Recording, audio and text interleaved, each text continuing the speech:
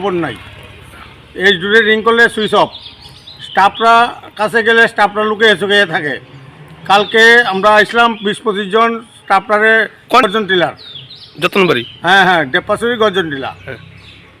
হ্যাঁ এখন পর্যন্ত জলের কোনো পাত্তা নাই। এই জুড়ে জল করলে রিং করে না, এমএলএ রিং করলে এমএলএও ধরে না। এমএলএ কোনো জনসাধারণের খবরই নিতেছে না জল কেন নাই। এমএলএ রঞ্জিত দাস 3 দিন ধরে আমরা কোনো জল গাড়ি দিয়েও জল দেয় না, কিচ্ছু না, কইলে গাড়ি ভাড়া নাই।